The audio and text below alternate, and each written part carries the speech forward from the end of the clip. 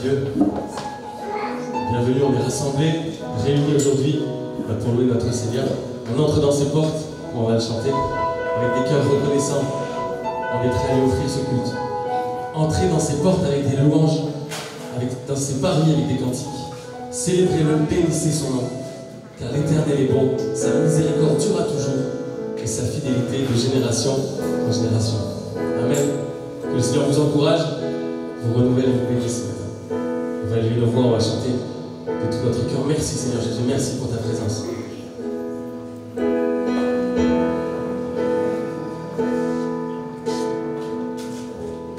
J'entre dans tes portes, j'entre dans tes parvis,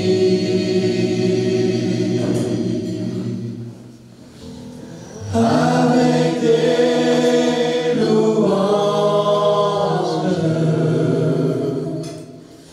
devant toi me voici.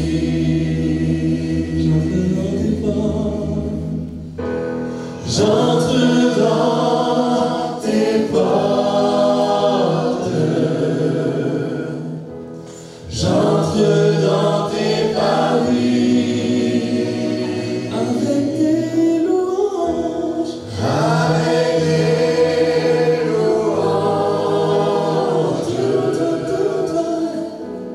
devant toi me voici. Je reconnais ta majesté, je reconnais ta royauté, El Shaddai, Dieu puissant. J'entre dans tes portes, j'entre dans tes parvis.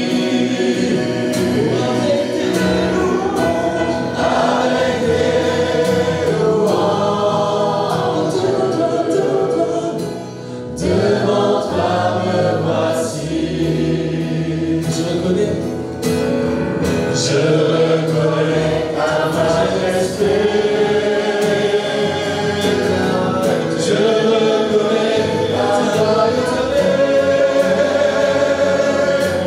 El Shaddai, Dieu puissant.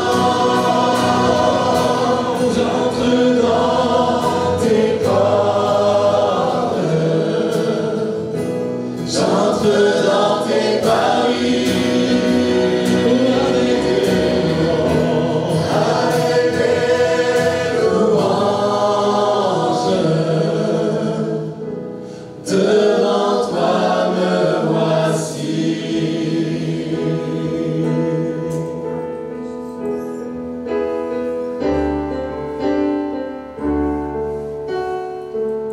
Que ton nom résonne en ce lieu, que ton nom résonne en ce lieu, que ton nom résonne, que ton nom résonne en ce lieu. Jésus, que ton nom résonne en ce lieu. Que ton nom résonne en ce lieu. Que ton nom résonne en ce lieu. Que ton nom résonne en ce lieu. Jésus, que ton nom résonne en ce lieu. Les trembles sont de nos louanges.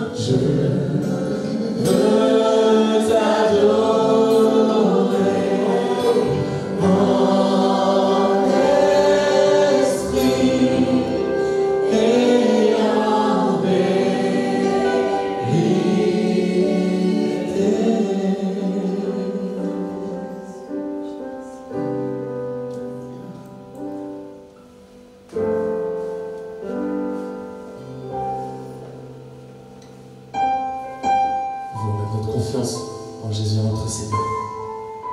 Parce qu'il a promis d'être avec nous et en lui on trouve force, calme et puissance. On a besoin de lui pour traverser toutes les difficultés de notre vie. Merci Seigneur d'être là. Tu es puissant, tu domines les tempêtes, Seigneur.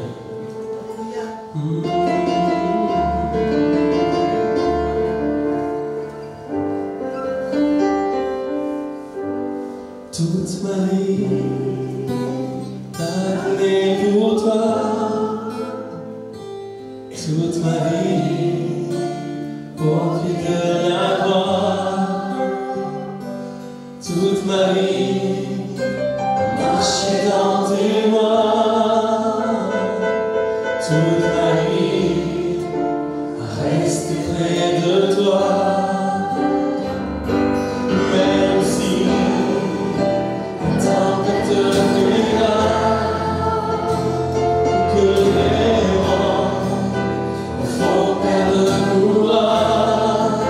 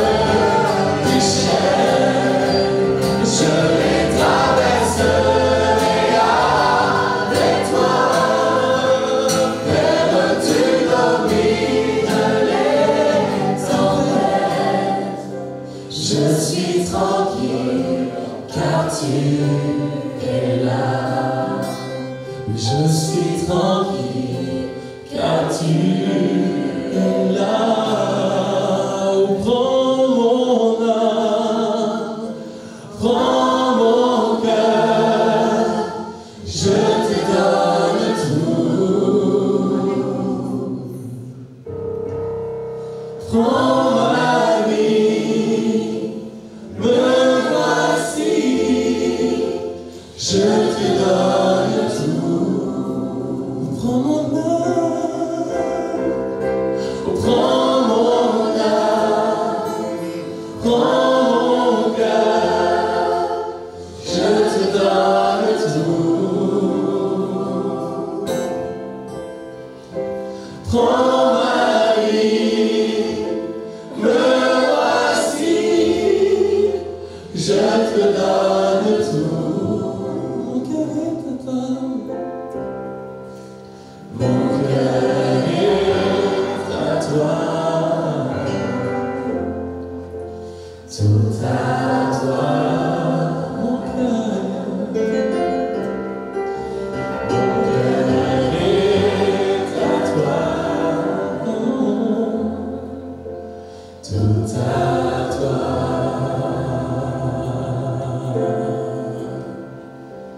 Même si les océans se déchaînent, je les traverserai avec toi. Tel tu domines les tempêtes, je suis tranquille car tu es là. Même si les océans se déchaînent, je les traverserai avec toi. Tel tu domines les tempêtes, je suis tranquille car tu es là. Je suis tranquille car tu es là. Oui, Seigneur, merci pour ta fidélité, pour ton amour. C'est ton cœur que je recherche. Dès que le soleil se lève, je connais ta douce voix. Mon cœur ne brûle que pour toi. C'est toi seul que je désire. Même quand mes pensées chavirent,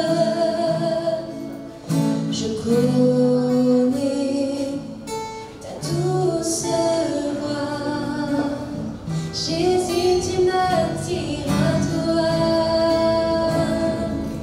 Pour un cœur à cœur avec toi, Seigneur, le reste perd en importance quand je suis là dans ta présence.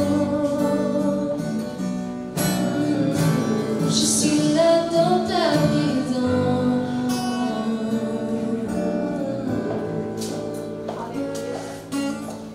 Dans tes bras je me repose.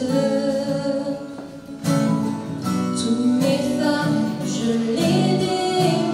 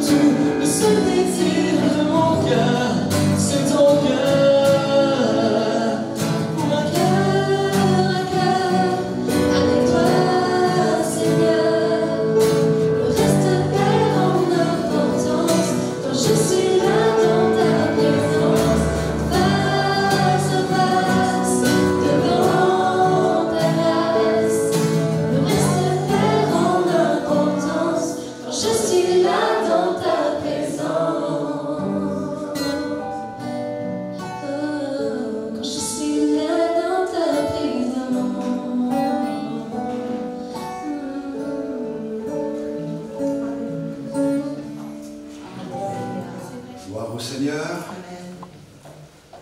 Nous allons ouvrir ensemble la bonne parole du Seigneur et faire une lecture ce matin dans 2 Thessaloniciens au chapitre 2. Nous lirons le chapitre en entier.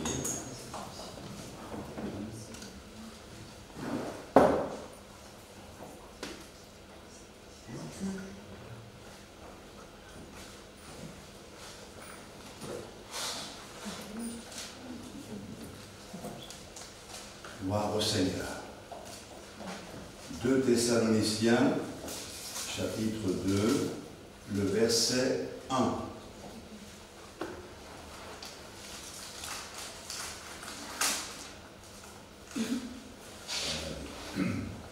Pour ce qui concerne l'avènement de notre Seigneur Jésus-Christ et de notre réunion avec lui, nous vous prions, frères, de ne pas vous laisser facilement ébranler dans votre bon sens et de ne pas vous laisser troubler, soit par quelque inspiration, soit par quelques paroles ou par quelques lettres qu'on dirait venir de nous, comme si le jour du Seigneur était déjà là. Que personne ne vous séduise d'aucune manière, car il faut que l'apostasie soit arrivée auparavant et qu'on ait vu paraître l'homme du péché, le fils de la perdition, l'adversaire qui s'élève au-dessus de tout ce qu'on appelle Dieu ou de ce qu'on adore jusqu'à s'asseoir dans le temple de Dieu, se proclamant lui-même Dieu. Ne vous souvenez-vous pas que je vous disais ces choses lorsque j'étais encore chez vous? Et maintenant vous savez ce qui le retient afin qu'il ne paraisse qu'en son temps. Car le mystère de l'iniquité agit déjà. Il faut seulement que celui qui le retient encore ait disparu. Et alors paraîtra l'impie, que le Seigneur Jésus détruira par le souffle de sa bouche et qu'il anéantira par l'éclat de son avènement. L'apparition de cet impie se fera par la puissance de Satan, avec toutes sortes de miracles, de signes et de prodiges mensongers, et avec toutes les séductions de l'iniquité, pour ceux qui périssent parce qu'ils n'ont pas reçu l'amour de la vérité pour être sauvés. Aussi, Dieu leur envoie une puissance d'égarement pour qu'ils croient au mensonge, afin que tous ceux qui n'ont pas cru à la vérité, mais qui ont pris plaisir à l'injustice, soient condamnés. Pour nous, frères bien-aimés du Seigneur, nous devons à votre sujet rendre continuellement grâce à Dieu, parce que Dieu vous a choisi dès le commencement pour le salut par la sanctification de l'Esprit et par la foi en la vérité. C'est à quoi il vous a appelé par notre évangile, pour que vous possédiez la gloire de notre Seigneur Jésus-Christ. Ainsi donc, frères, demeurez fermes et retenez les instructions que vous avez reçues, soit par notre parole, soit par notre lettre, que notre Seigneur Jésus-Christ lui-même et Dieu notre Père, qui nous a aimés et qui nous a donné par sa grâce une consolation éternelle et une bonne espérance, console vos cœurs et vous affermisse en toute bonne œuvre et en toute bonne parole. Amen. Merci Seigneur de nous conduire dans la méditation de ta parole et de nous aider à voir ce qui est essentiel en laissant de côté ce qui est superflu. Te demandons de nous préparer et de nous armer pour les temps dans lesquels nous nous trouvons, afin que, fortifiés par ta parole, nous puissions résister à toutes les agressions de l'adversité. Te demandons cela dans le nom de Jésus, notre Sauveur. Amen. Gloire à Dieu. Nous disions jeudi soir que l'Église grandit dans le monde et effectivement, nous savons que des âmes sont sauvées en nombre ici et là, et c'est un véritable encouragement. Mais je crois qu'il faut dire la vérité vraie. Et alors que les églises grandissent, ou que l'Église grandit dans le monde avec la conversion de bien des âmes, nous observons aujourd'hui qu'un grand nombre de ceux qui se disent chrétiens s'éloignent de la saine doctrine. Cela paraît paradoxal, mais le texte que nous avons lu ce matin nous aide à bien comprendre ce qui se passe. Nous devons savoir que Jésus revient bientôt. Vous le savez ça? Oui. Et la doctrine, c'est quelque chose de très important. Je crois à l'enlèvement de l'Église pré-tribulation. Je crois que l'Église va être enlevée et alors va éclater la grande tribulation décrite dans la parole de Dieu comme un temps court, mais terrible. Terrible pour ceux qui resteront, une période où la Bible dit même que certains rendront l'âme de terreur. Ça veut dire que la peur les fera mourir. Ce n'est pas une petite affaire. Certains connaissent cette réalité au niveau local, mais là, ce sera généralisé. Donc, nous gardons à l'esprit que, ayant expérimenté la grâce de Dieu, nous attendons la venue de Jésus-Christ. Nous n'attendons pas, comme je le dis quelquefois, la fin du monde, parce qu'elle ne viendra pas tout de suite. La fin du monde, c'est pour dans plus de 1000 ans. Je peux le dire en toute liberté, étant donné que la fin du monde viendra après le millénium, et on n'y est pas encore. Mais nous attendons l'espérance glorieuse. Jésus qui vient chercher les siens pour que là où il est, il soit aussi. Et ça, c'est quelque chose de très encourageant. Nous gardons ça à l'esprit. Hein? Et que se passe-t-il? Et à quel moment Jésus va-t-il revenir? La Bible nous explique que l'apôtre Paul écrit aux Thessaloniciens et il donne la raison pour laquelle il écrit cette deuxième lettre aux Thessaloniciens. Pour ce qui concerne l'avènement de notre Seigneur Jésus-Christ et notre réunion avec lui, nous vous prions, frères, de ne pas vous laisser facilement ébranler dans votre bon sens et de ne pas vous laisser troubler soit par quelque inspiration, soit par quelques paroles ou par quelques lettres qu'on dirait venir de nous, comme si le jour du Seigneur était déjà là. Il veut corriger le fait que de faux docteurs avaient commencé à enseigner que Jésus était revenu. Parmi tous les mensonges qu'il présentait aux églises, il y avait le fait que Jésus est revenu.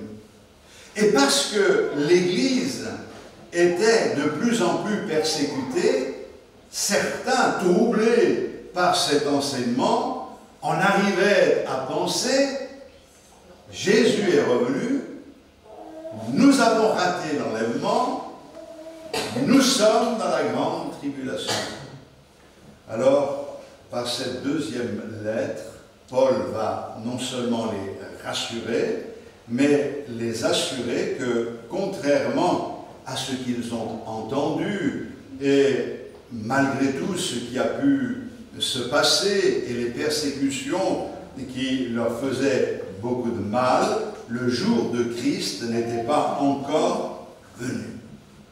Vous savez, les faux docteurs sont habiles pour semer la confusion dans les esprits. Et localement, certains peuvent vivre des persécutions qui pourraient les amener à penser qu'ils sont entrés dans la grande tribulation. Mais sachons que nous n'y sommes pas encore, mais nous y allons à grands pas. Alors, Paul leur explique comment reconnaître le moment du retour de Jésus-Christ. Et nous lisons au verset 3, « Que personne ne vous séduise d'aucune manière, car il faut que l'apostasie soit arrivée auparavant, et qu'on ait vu paraître l'homme du péché, le fils de la perdition. L'adversaire qui s'élève au-dessus de tout et qu'on appelle Dieu, ou de ce qu'on adore, jusqu'à s'asseoir dans le temple de Dieu, se proclamant lui-même Dieu. Ne vous souvenez-vous pas que je vous disais ces choses lorsque j'étais encore chez vous? Il faut toujours garder à l'esprit l'enseignement de la parole de Dieu. C'est très important, car toutes les séductions sont des séductions, donc des choses agréables à percevoir, qui nous attirent, qui sont intéressantes, mais qui vont nous faire décrocher de la vérité de la parole du Seigneur. Et Paul commence à leur dire que la fin se rapproche lorsque ces choses spécifiques qu'il énonce commenceront à arriver. Et la première de ces choses, c'est qu'il y aura une grande apostasie. Une grande apostasie. J'ai commencé par vous dire que, de manière paradoxale, eh bien, les gens se convertissent, mais d'autres s'éloignent de la saine doctrine et embrassent n'importe quel raisonnement pourvu de se faire du bien. Mais nous savons que le culte, ce n'est pas simplement de se faire du bien, c'est avant toute chose de faire du bien à notre Seigneur, en sachant que la vie ici-bas n'est pas toujours simple, et il faut faire attention à cette séduction qui consiste à penser que tout va bien, alléluia, Dieu est avec nous, on se réjouit, on danse, on célèbre Dieu. Attention, hein. Il y a des frères et sœurs, et en majorité dans notre monde, qui ne peuvent pas se réjouir d'une manière extérieure, parce que les circonstances qu'ils traversent sont terribles, mais qui ont une joie certaine et une assurance forte dans le cœur, au sein même des tribulations qu'ils traversent, et qui célèbrent Dieu en vérité, avec quelque chose de solide, une expérience profonde et un enracinement réel dans le Seigneur. Alors qu'est-ce que c'est l'apostasie? C'est l'action de s'éloigner d'eux. Et on voit qu'on est en train de s'éloigner de la saine doctrine, de la vérité. On a toujours des alléluia, on a toujours des gloires à Dieu, mais où est notre amour pour la vérité? On y revient tout à l'heure. Il y a dans l'apostasie cette idée de défection, de désertion. C'est une défection par rapport à ce que le Seigneur nous a enseigné. C'est aussi une chute, un abandon. Et on peut traduire, en essayant de bien comprendre le sens du mot apostasie, c'est un divorce. Et c'est vrai qu'à l'heure actuelle, il semble bien qu'il y ait un divorce massif d'avec la vérité. Avec tout ce que cela engendre, parce qu'un divorce, c'est toujours très douloureux. avec des blessures qui sont quelquefois inguérissables. C'est pas facile de vivre cette réalité. Un jour, j'ai voulu expliquer ce qu'était le divorce dans l'Assemblée, et j'ai dit, prenez 2 feuilles de papier et collez-les ensemble. Ensuite, décollez ces feuilles une fois que ça a séché. Eh bien, vous ne pouvez pas les décoller sans les déchirer. C'est ça, la réalité. Et spirituellement parlant, il y a des blessures profondes que l'on a pu les uns et les autres vivre, justement parce que c'est comme un divorce qui s'opère. On a vu que ceux qui prenaient haut et fort qu'ils aimaient le Seigneur et qu'ils aimaient la parole de Dieu, ceux qui disaient « nous sommes des vôtres », du jour au lendemain, bien ont fait défection et même nous ont rejetés facilement en pensant même qu'on pouvait oublier tout cela. C'est quelque chose d'incroyable parce que c'est l'attachement à la vérité qui doit être notre moteur et pas simplement le fait de se retrouver dans la communion fraternelle, on est bien ensemble, on loue le Seigneur ensemble. C'est pas ça la vraie communion fraternelle. La communion fraternelle, c'est avoir en commun quelque chose. Et ce que nous avions en commun et ce que nous devons avoir en commun dans ces temps de la fin, c'est l'amour de la vérité. Alléluia. La Bible dit qu'il y aura une grande apostasie à la fin des temps. D'autres versions parlent de la chute, d'autres parlent de rébellion. C'est vrai que la rébellion, c'est un mot qui est très intéressant parce que c'est une vraie rébellion qu'il y a aujourd'hui. Savoir, oui, mais la Bible dit, mais...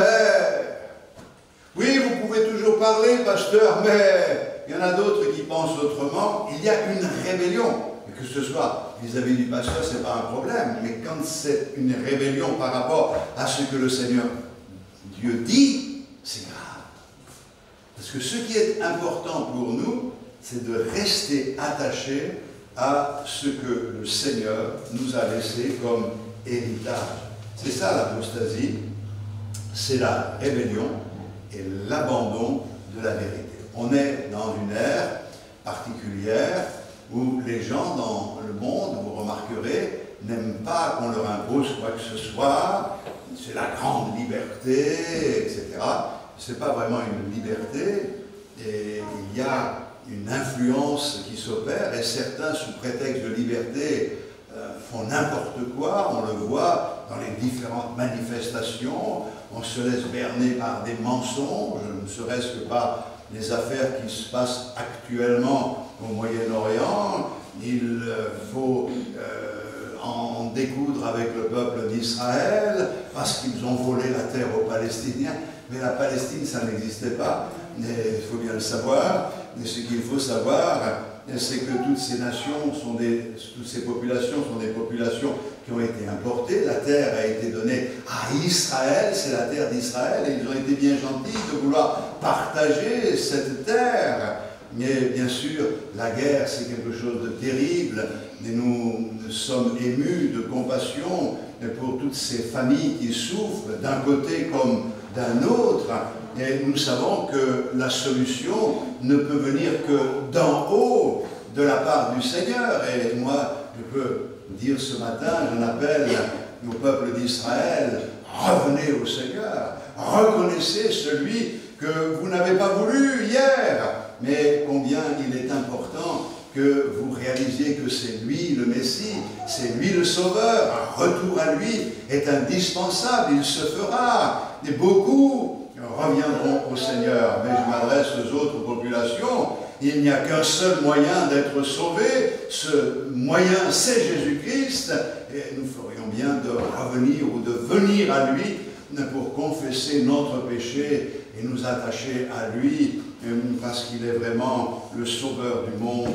Alléluia. Donc, je crois que la fin des temps va inclure le rejet de la vérité. Alors vous allez me dire, ça fait longtemps que certains rejettent la vérité. Oui, mais pas en masse comme maintenant. Et qu'est-il dit dans 2 Timothée au chapitre 4, le verset 3 ? Il viendra un temps où les hommes ne supporteront pas la saine doctrine, mais ayant la démangeaison d'entendre des choses agréables, ils se donneront une foule de docteurs selon leurs propres désirs, détourneront l'oreille de la vérité et se tourneront vers les fables,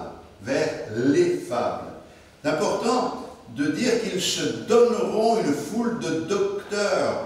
Il y a aujourd'hui beaucoup de choses qui se passent et les chrétiens se laissent vite séduire par des tas de choses. Mais la vérité, c'est la vérité. On ne la discute pas, on l'accepte, on la reçoit, on l'aime, on s'y attache et elle fait partie intégrante de notre vie. Je crois que chaque période a eu ses apostats, mais il convient de noter que la déchéance de cette fin des temps sera généralisée, mondiale, et la planète tout entière est en rébellion par rapport à Jésus-Christ. C'est pour cette raison que ça devient, et ça deviendra de plus en plus difficile,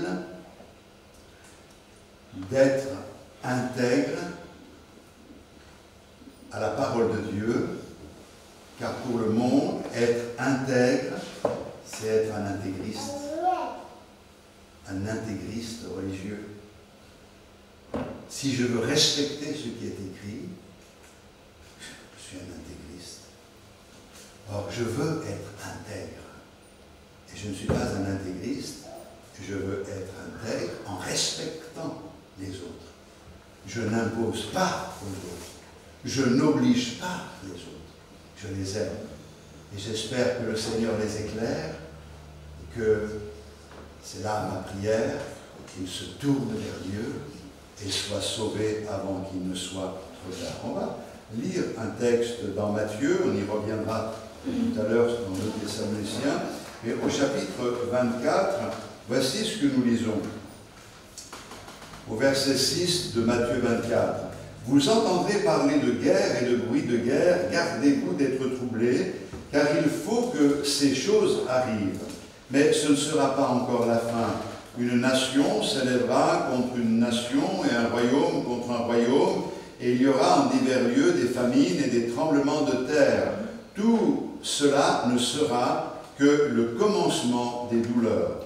Alors on vous livrera au tourment, et on vous fera mourir, et vous serez haïs de toutes les nations à cause de mon nom. Alors aussi plusieurs succomberont, et ils se trahiront, se haïront les uns les autres. Plusieurs faux prophètes s'élèveront, et ils séduiront beaucoup de gens. Et parce que l'iniquité se sera accrue, l'amour, la charité du plus grand nombre se refroidira. Mais celui qui persévérera jusqu'à la fin sera sauvé. Cette bonne nouvelle du royaume sera prêchée dans le monde entier pour servir de témoignage à toutes les nations. Alors viendra la fin. Je rappelle, nous attendons Jésus, et Jésus va revenir, et à ce moment-là, commencera la grande tribulation. On est bien d'accord. Jésus dit, vous entendrez parler de guerre, de bruit de guerre, gardez-vous d'être troublés, tas de signes comme cela. Et vous avez lu le verset 8, tout cela ne sera que le commencement des douleurs. Je crois que ceux qui seront en vie, et je pense que nous pouvons en faire partie, au moment où Jésus va revenir, connaîtront ou verront le début des douleurs. Les choses n'arrivent pas comme cela, mais elles arrivent très vite. Vous avez remarqué comment ça se passe aujourd'hui, ça peut aller très vite. J'y reviens dans un moment. Mais, par exemple, dans Luc, au chapitre 21, il est dit au verset 11, il y aura de grands tremblements de terre et en divers lieux des pestes et des famines, etc., etc. Des pestes et des famines. Vous savez, quand il y a eu l'épidémie du Covid-19, on l'a appelée la peste noire. Oui, c'est en référence avec l'épidémie qui avait touché le monde il y a des années de cela. Mais comprenez bien, ce sera le début ou le commencement des douleurs. Tout ce que le monde connaît aujourd'hui n'est rien à côté de ce qu'il va connaître au moment de la grande tribulation. Il y aura des pestes, et il est dit, ils vous livreront au tourment. Vous serez haïs de toutes les nations à cause de mon nom. Déjà, on peut y voir une application pour le peuple d'Israël. Dans le monde entier, il y a des manifestations qui, à mon avis, n'ont pas pour but de soutenir un peuple, mais de manifester de la haine contre le peuple d'Israël. Mais à une autre échelle, ça nous concerne. Parce que tous ceux qui se rangent de leur côté, ou plus exactement parce qu'il ne s'agit pas pour nous de faire de la politique et de penser que tout ce que fait Israël est bon, puisqu'ils ont besoin avant tout de se convertir, nous devons quand même savoir aujourd'hui que tous ceux qui s'attachent à la vérité, au Seigneur et qui veulent dépendre de lui, bien, vont être de plus en plus rejetés et haïs dans ce monde. Et c'est vrai que c'est facile à dire, mais pas facile à lire. Je ne sais pas si ça vous fait quelque chose de voir ce déferlement de haine dans le monde. Bien, orienté contre nous, vous pouvez comprendre aussi ce que cela peut produire dans notre vie. Vous savez, quand on a été touché par le Covid, vous avez remarqué tout ce qui a pu se passer, bien, à cause de ce virus et de cette contamination, toutes les églises du monde ont dû fermer leurs portes.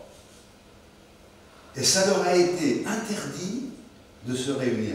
Alors certains ont dit, mais Dieu est avec nous, et ils ont voulu franchir les portes quand même.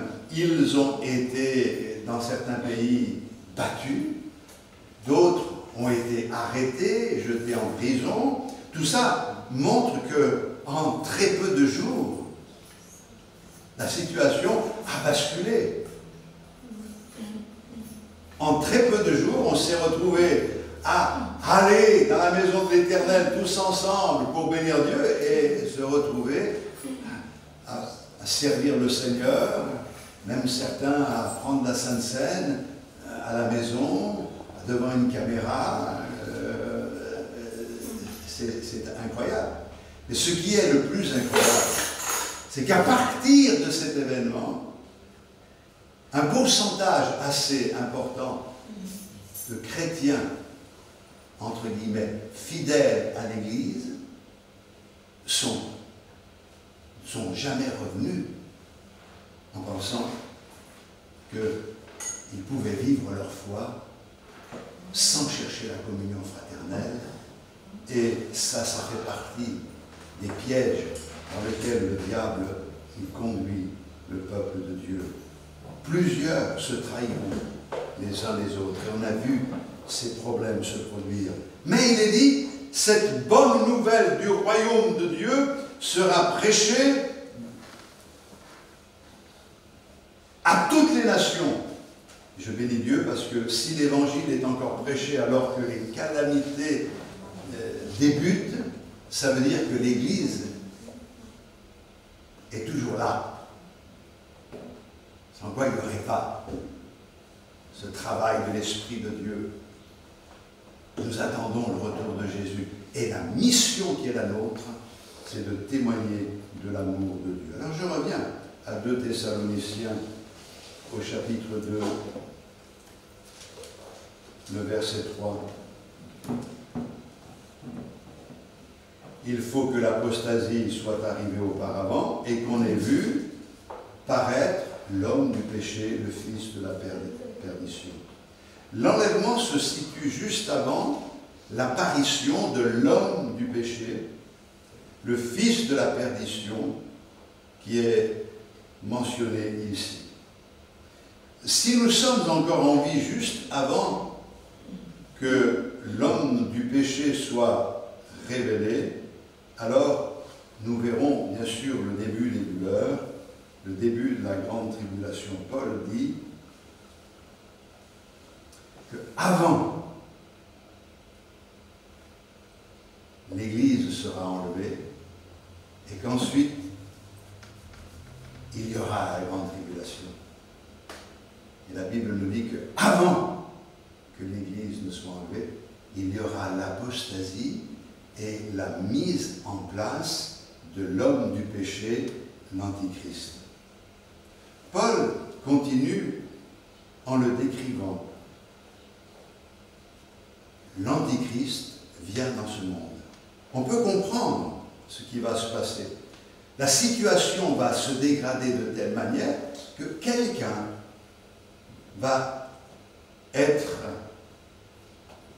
le négociateur par excellence, un chef qui apportera un semblant de solution entre les nations et Israël, qui devient une pierre trop pesante pour les nations. Et lorsque les hommes diront paix et sûreté, une ruine soudaine les atteindra, parce que cet homme qui apportera un semblant de paix, de conciliation dans ce monde, c'est celui qui se révèle comme l'homme de péché. Israël sera séduite pendant 3 ans et demi et ensuite réalisera que c'est vraiment pas le Messie, c'est pas lui qu'ils attendaient. Je suis venu et vous ne m'avez pas reçu, un autre viendra et vous le recevrez. L'Antichrist, c'est celui qui va commander le monde entier. Il aura sous ses ordres les chefs du monde entier, d'abord de l'Europe, ensuite du monde entier. Et la Bible nous dit, au verset 6, « Et maintenant, vous savez ce qui le retient, afin qu'il ne paraisse qu'en son temps, car le mystère de l'iniquité agit déjà, il faut seulement que celui qui le retient encore ait disparu. » Il est sûr d'une chose, sans aller chercher à savoir qu'est-ce qui le retient. Qu'est-ce qui retient le règne de l'Antichrist? Moi, je crois que c'est Dieu lui-même qui le retient. Et qu'à un moment donné, le Seigneur va cesser de retenir. Il va lâcher la bride.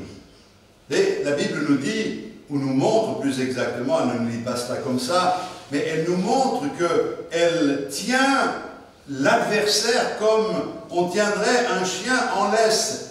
C'est laisse, vous savez, à rallonge. Là.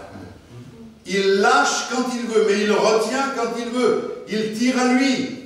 Dans l'histoire, par exemple, de Job, on voit que Dieu permettait au diable d'agir, mais jusqu'à un certain point, mais jusqu'à une certaine limite. Et il en est de même aujourd'hui.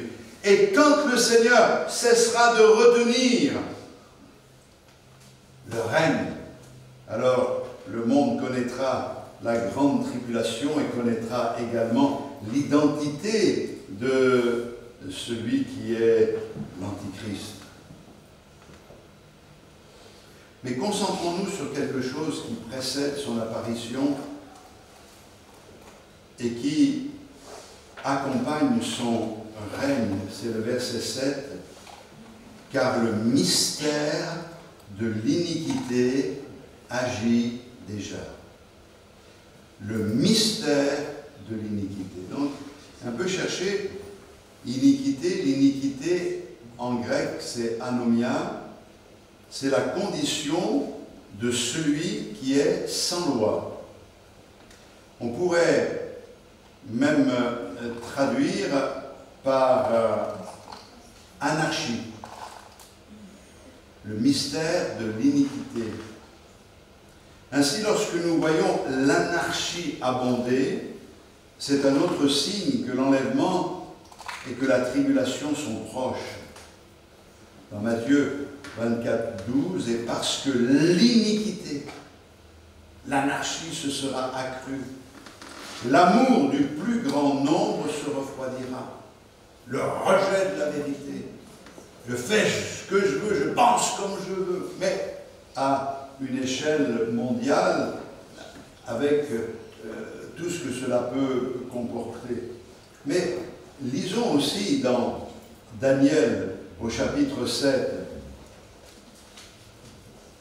Daniel, chapitre 7, le verset 25, il est parlé de l'homme du péché, de l'Antichrist, et il est dit « Il prononcera des paroles contre le Très-Haut, il opprimera les saints du Très-Haut, et il espérera changer les temps et la loi, et les saints seront livrés entre ses mains pendant un temps des temps et la moitié des temps. » Puis viendra le jugement.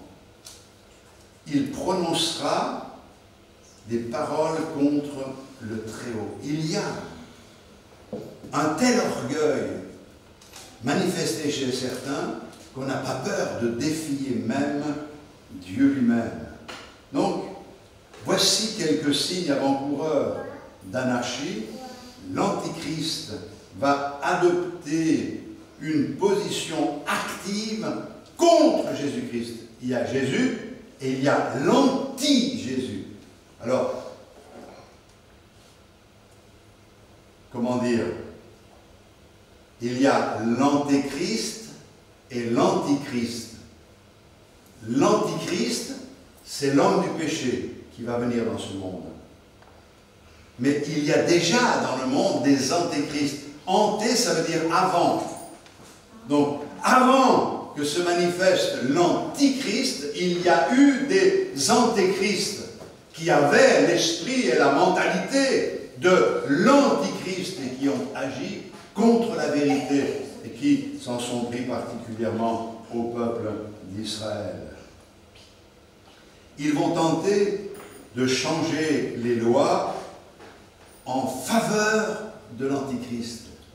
C'est-à-dire que le changement des lois et les positions qui sont adoptées aujourd'hui dans ce monde par les grands de ce monde ont tendance à préparer la venue de celui qui est appelé l'homme du péché, l'impie, où le sans-loi se lèvera. Et au verset 9, l'apparition de cet impie se fera par la puissance de Satan, avec toutes sortes de miracles, de signes et de prodiges mensongers, et avec toutes les séductions de l'iniquité pour ceux qui périssent, parce qu'ils n'ont pas reçu l'amour de la vérité pour être sauvés.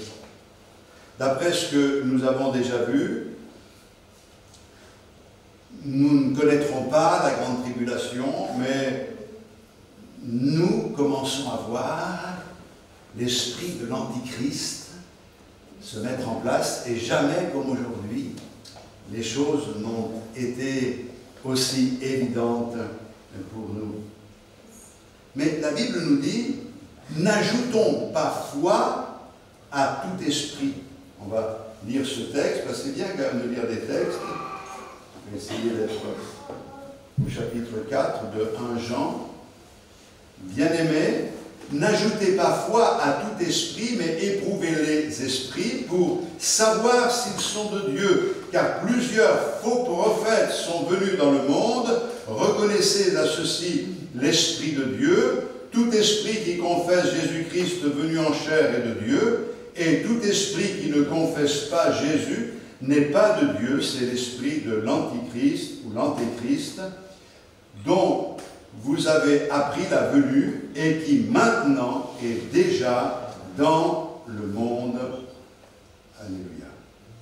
Alors, certains se sont mis à faire des recherches et ils aiment bien cela, savoir qu'ils prennent le nom de certains présidents de ce monde et après une série d'équations mathématiques, ils en arrivent à dire que la somme des lettres formant leur nom fait 666. Alors, on ne va pas rentrer là-dedans puisque toutes les tentatives qui ont eu lieu nous amènent à des 666, il y en a beaucoup, même par exemple Hitler et tout ça. Ce n'est pas l'Antichrist, mais c'était des personnes qui étaient animées par le même esprit. Mais la Bible nous dit il y a plusieurs antéchrists et ils nous sont décrits dans 1 Jean chapitre 2 verset 18. Alors, c'est là où c'est le plus important. Il y a un trait qui les caractérise. Au verset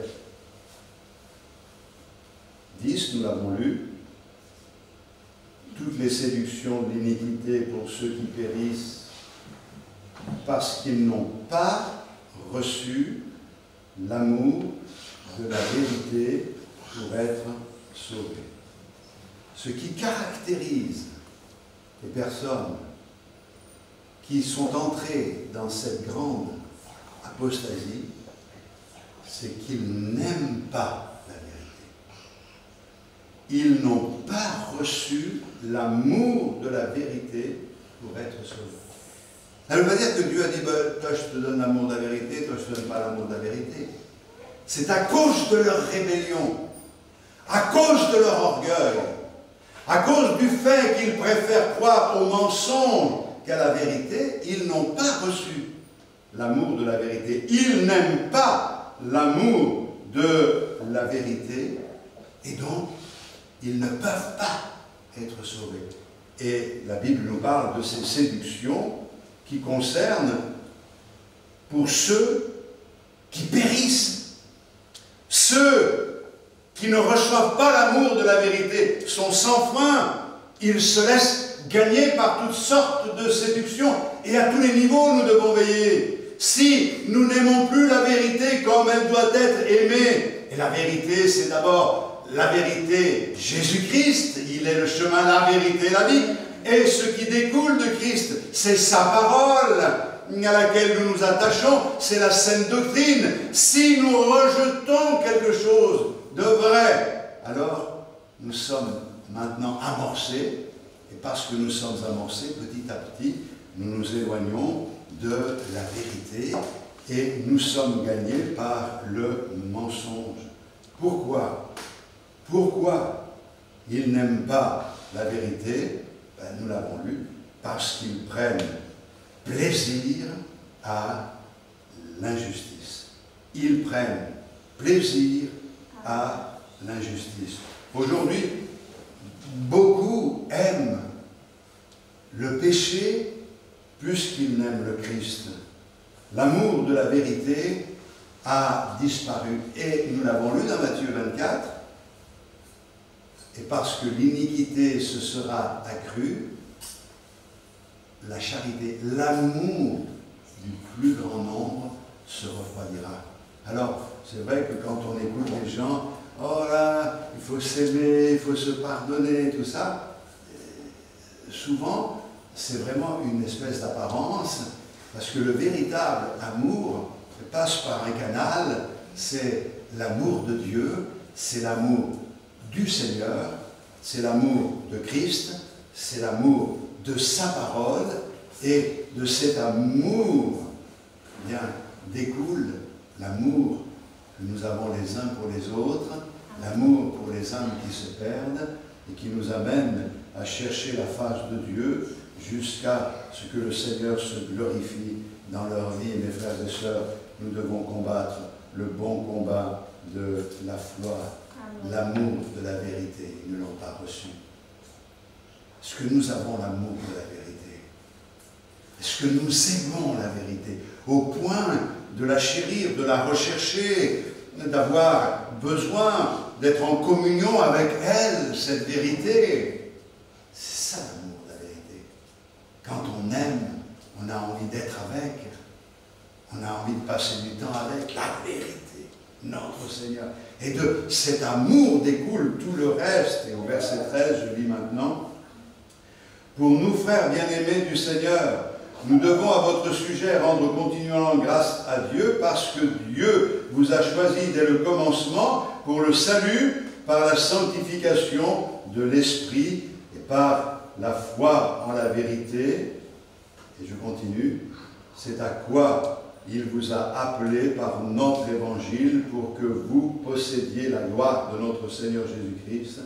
Ainsi donc, frères, demeurez fermes et retenez les instructions que vous avez reçues, soit par notre parole, soit par notre lettre. » Il y a quelque chose de très fort ici.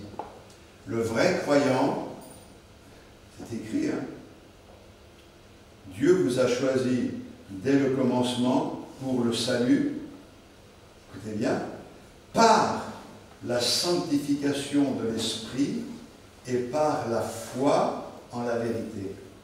Sans la sanctification, nul ne verra le Seigneur. Nous ne sommes pas sauvés en faisant des efforts pour nous sanctifier, mais lorsque nous sommes sanctifiés, nous nous sanctifions. Lorsque nous sommes sauvés, nous nous sanctifions. Nous marchons de progrès en progrès. Notre attachement à la vérité nous amène à ressembler jour après jour de plus en plus à notre Seigneur. Comprenons-nous bien. Ce n'est pas parce que nous avons fait une expérience avec le Seigneur et confessé que nous étions sauvés que nous le sommes définitivement si notre marche n'est pas en accord avec ce qui est écrit, car il est dit que c'est celui qui persévérera jusqu'à la fin qui sera sauvé. Je suis sauvé, je le sais, mais je sais à condition que je m'attache au Seigneur jusqu'à mon dernier souffle. Et ça, c'est quelque chose de très important, et certains l'ont oublié, et c'est pour cette raison que je voudrais vraiment faire appel à tous et à dire, mais le Seigneur nous aime, et ce que je dis, je ne le dis pas par réaction, ou pour juger, ou pour me moquer de qui que ce soit, loin de moi cette pensée, mais par amour, car mon désir profond, le désir de mon cœur, c'est que ceux qui s'égarent ouvrent les yeux et reviennent, parce que je sais que l'enjeu est un enjeu dont les conséquences sont éternelles, et l'amour de la vérité, le fait de marcher dans la vérité, c'est vraiment d'emboîter le pas de notre Seigneur Jésus-Christ, tous ensemble. Jésus qui a dit « Je suis le chemin, la vérité et la vie, nul ne vient au Père que par moi ». Alors, c'est pour cette raison que l'apôtre va dire « Il y a tout ça, l'apostasie, mais pour nous, frères bien-aimés du Seigneur, pour nous, qui continuons à nous sanctifier, qui continuons à nous attacher au Seigneur. » Et voilà le message pour toi ce matin, mon frère, ma sœur, dans le verset 15, « Demeure ferme. Retenez les instructions que vous avez reçues, soit par notre parole, soit par notre lettre, que notre Seigneur Jésus-Christ lui-même et Dieu notre Père, qui nous a aimés, qui nous a donné par sa grâce une consolation éternelle et une bonne espérance, console vos cœurs et vous affermisse en toute bonne œuvre et en toute bonne parole. » Alors, il est dit, demeurez ferme, mais Dieu nous affermit. Il y a les deux. Il y a ce que nous désirons, ce que nous devons mettre en œuvre nous-mêmes. Ne nous attendons pas à recevoir tout de Dieu, car Dieu s'attend à ce que nous fassions notre part. Et parce que nous faisons notre part, alors le Seigneur nous fortifie. C'est un peu comme pour dire, celui qui se fortifie dans le Seigneur, c'est celui que le Seigneur fortifie. Et parce qu'il se fortifie, il devient de plus en plus fort, de plus en plus stable, de plus en plus établi sur ce qui est écrit. Alors, j'ai pensé que l'on pourrait lire quelques versets maintenant pour terminer Je termine par ces versets. Je vais lire dans Apocalypse au chapitre 2, le verset 7. Écoutez bien. À celui qui vaincra, je donnerai à manger de l'arbre de vie qui est dans le paradis de Dieu. Alléluia. Le verset 11. Celui qui vaincra n'aura pas à souffrir la seconde mort. Au chapitre 2, toujours, et le verset 17. Que celui qui a des oreilles entende ce que l'Esprit dit aux églises. À celui qui vaincra, je donnerai de la manne cachée, et je lui donnerai un caillou blanc, et sur ce caillou est écrit un nom nouveau que personne ne connaît, si ce n'est celui qui le reçoit. Passons au chapitre 3, au verset 5. Celui qui vaincra sera revêtu ainsi de vêtements blancs. Je n'effacerai pas son nom du livre de vie, et je confesserai son nom devant mon Père et devant ses anges. Allez, on passe au chapitre 21 de l'Apocalypse, toujours. Apocalypse 21, le verset 7. Celui qui vaincra héritera ces choses. Je serai son Dieu, et il sera mon fils. Et puis, je reviens au chapitre 12 de l'Apocalypse, le verset 10. Et j'entendis dans le ciel une voix forte qui disait: maintenant le salut est arrivé, et la puissance et le règne de notre Dieu, et l'autorité de son Christ, car il a été précipité l'accusateur de nos frères, celui qui les accusait devant notre Dieu jour et nuit. Et ils l'ont vaincu à cause du sang de l'agneau et à cause de la parole de leur témoignage, et ils n'ont pas aimé leur vie jusqu'à craindre la mort. Alléluia. Alors le Seigneur nous dit, on y arrive. Le signe évident que Jésus est à la porte, c'est cette rébellion, ce rejet de la saine doctrine généralisé, c'est cette apostasie qui s'est installée, c'est le manque d'amour de la vérité, mais en parallèle, il y a une autre vérité, c'est que des hommes et des femmes qui aiment le Seigneur ont dans le cœur un désir de l'aimer encore plus, d'où cette parole que le temps vient, où celui qui se souille, qu'il se souille encore, et celui qui se sanctifie encore. Que Dieu, dans sa grâce, nous bénisse tous. Amen. Amen. Merci Seigneur pour nous aider et de nous préparer dans ces temps de la fin. Nous nous doutons de ce que réserve l'avenir, même si nous n'en connaissons pas avec précision les détails nous concernant. Mais si l'avenir ne nous apparaît pas comme quelque chose de facile à vivre, nous pouvons voir au-delà des circonstances matérielles et terrestres l'espérance qui est la nôtre et le fait que jamais tu ne nous laisses, jamais tu ne nous abandonnes. Alors, Seigneur, je te prie pour mes frères et sœurs et pour tous ceux qui écoutent ce message. Bénis-les, encourage-les, remplis leur cœur de cette espérance vivante. Déverse dans leur cœur cet amour pour la vérité. Nous savons que l'amour de Dieu est déversé dans nos cœurs par le Saint-Esprit. Alors Seigneur, manifeste ta grâce dans nos vies et que dans ces temps, nous puissions voir ta gloire. Seigneur, sauve le plus grand nombre, sauve nos familles.